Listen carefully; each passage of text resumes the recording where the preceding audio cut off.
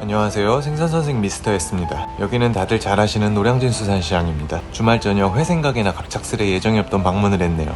역시 저녁때라 선호 매장들은 이미 문을 닫았습니다. 하지만 화로 소매점들은 늦은 시간에도 영업하는 곳이 많죠. 바로 이동합니다. 후쿠시마 이슈로 사람이 없을까 하는 우려도 있었지만 다행히 주말 저녁이라 그런지 꽤나 북적거리네요. 그럼 화로 점포들 먼저 한 바퀴 돌아보겠습니다.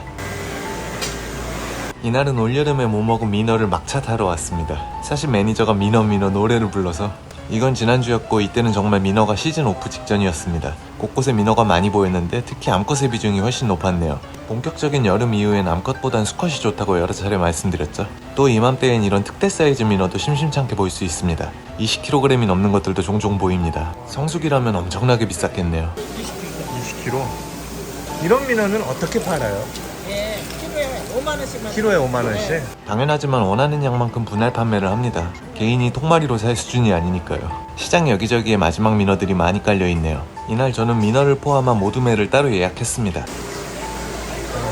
그럼 편하게 수저 구경을 좀 해볼게요. 먼저 보이는 건 흑점줄전갱입니다. 통상 시마아지라고 많이 불리죠. 이건 전량 일산 양식으로 겨울철 대방어 못지않게 기름기가 좔좔 흐르는 횟감이죠. 요샌 대중화되어 어렵지 않게 접할 수 있는 생선이지만 10여 년 전만 해도 괜찮은 식당에나 가야 볼 수 있던 고급 횟감이었죠. 주로 여름부터 가을 사이에 맛이 좋고 많이 유통됩니다. 화로회로 드실 때는 특유의 아삭아삭한 식감을, 숙성회로 드실 때는 아주 진한 지방의 풍미를 즐길 수 있습니다. 사실 노량진엔 국내 유통되는 거의 모든 양식 어종들이 있다고 해도 과언이 아닙니다. 다음으로 보이는 건 바로 이 능성어네요. 이런 수도권 수산시장의 능성어는 거의 다 양식이라고 보시면 됩니다. 능성어는 일산과 국산 양식이 유통되는데 보통 일산이 평균 씨알이 좋고 품질이 좋다는 인식이 강합니다. 근데 요샌 국산도 예전에 비해 크기와 품질이 아주 좋습니다. 이젠 구태여 일산을 고집할 필요는 없을 듯 하네요. 아직도 능성어를 짝퉁 다금바리로 생각하는 분들이 계신데 사실 능성어 자체도 바리과에 속하는 꽤나 값비싼 고급 어종입니다. 이 바리과의 생선들은 육질이 단단하고 숙성에 강한 특성이 있어서 화로도 좋지만 숙성을 했을 때 제대로 된 맛을 즐길 수 있습니다. 그리고 계절에 따른 맛의 편차도 적다는 게 장점이죠. 이렇게 깨끗하게 관리된 수조를 보면 어딘가 기분이 좋아집니다. 또 지금 괜찮은 횟감으론 바로 이 농어가 있겠네요. 점농어의 경우 거의 중국산 양식이 유통됩니다. 보통 여름 생선이라고들 하지만 아직까진 맛이 괜찮을 때죠. 우리나라의 농어는 농어와 점농어, 넙치농어까지 크게 3가지 종류가 있는데 우리가 수산시장에서 흔하게 접하는 건 거의 대부분 양식 점농어입니다. 제철인 여름과 초가을엔 가성비 좋은 생선 중 하나죠. 수율도 괜찮고요. 이건 감성돔입니다. 역시 중국산 양식이 많이 유통되고 있죠. 5, 6월 감생이는 개도 안 먹는다는 말도 있을 만큼 산란기인 여름에 맛이 떨어지는 걸로 유명하죠. 이것도 이젠 가을로 접어들며 살도 제법 차고 맛도 들기 시작합니다. 모둠회에 곁들여 먹어봤는데 꽤나 괜찮더라고요. 참돔 역시 감성돔과 유사한 면이 있죠. 5, 6월엔 맛이 떨어집니다. 여름이 끝나가는 지금부터는 다시 맛이 들기 시작하고요. 이런 시기적 편차는 양식보단 자연산에서, 작은 것보단 큰 것에서 두드러지게 나타납니다. 광어야 뭐 1년 내내 전국 어디서나 볼 수 있는 횟감이죠. 가끔씩 문득 드는 생각인데 만약 광어 양식이 이렇게 활성화되지 않았으면 어땠을까 싶습니다. 아마도 수산시장 풍경이 지금과는 사뭇 달라지지 않았을까요? 황금넙치도 보입니다.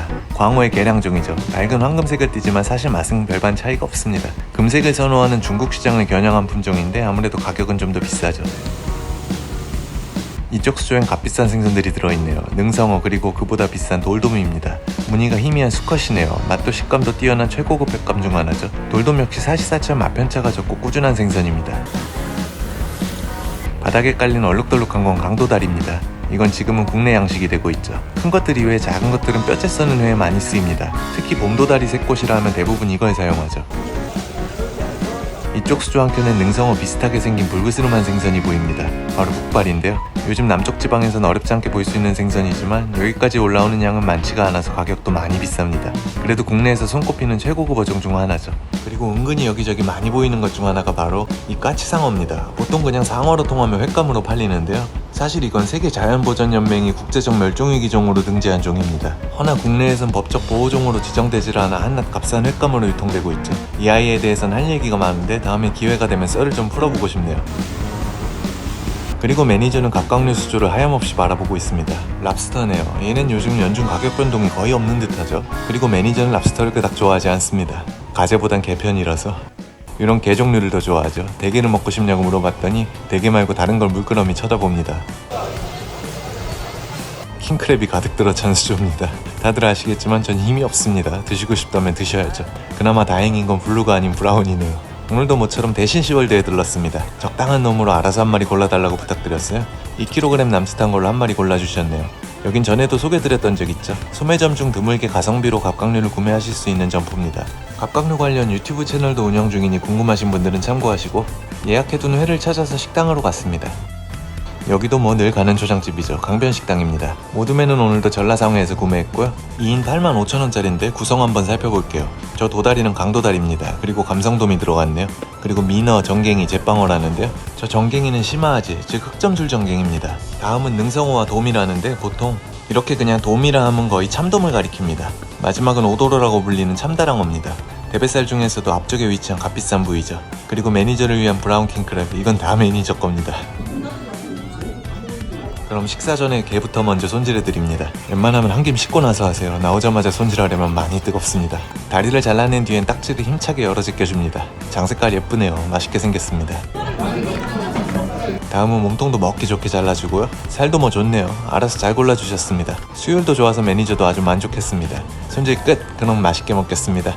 먼저 민어입니다. 올해는 유독 인연이 닿지를 않았네요. 육색이 아주 깨끗하죠? 화로를 잡아 숙성하면 이렇습니다. 너무 무르지도 않으면서 적당히 단맛도 받쳐줍니다. 맛있네요. 그리고 이건 참돔입니다. 뱃살 부위고 마스카와를 했네요.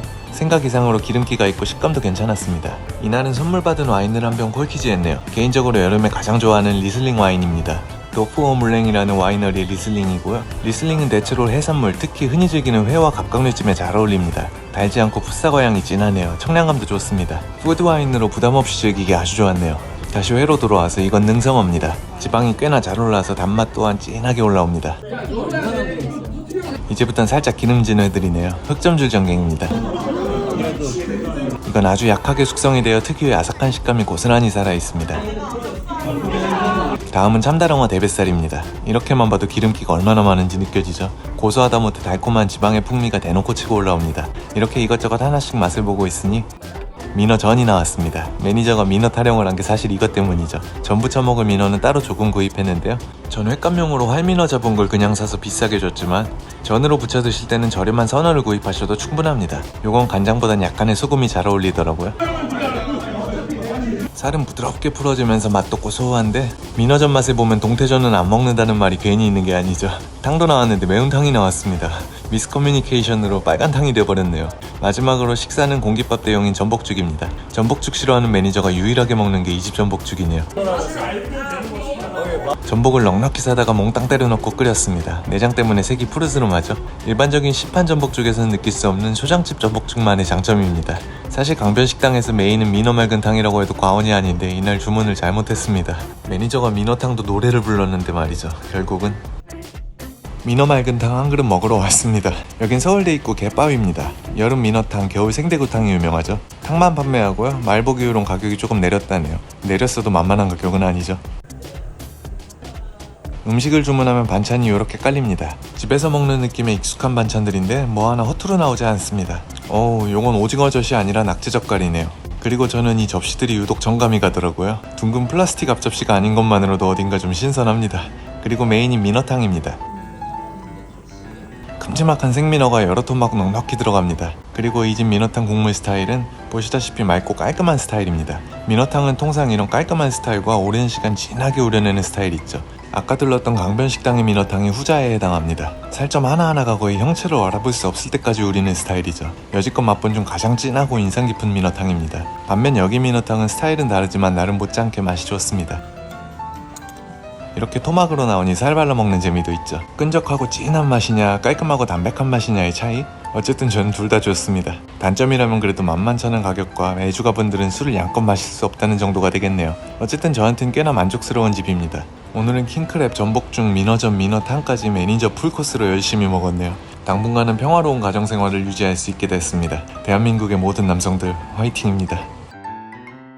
오늘은 노량진 수산시장을 둘러보고 시즌 마지막이 될 민어를 맛있게 먹었습니다. 무덥던 여름도 지나가고 어느덧 아침 저녁으로 가을바람이 선선하네요. 또 가을 수산물을 찾아 먹으러 다닐 생각에 기분이 좋습니다. 오늘도 영상이 도움이 되었다면 구독과 좋아요 부탁드리며 마치겠습니다. 시청해주셔서 감사합니다.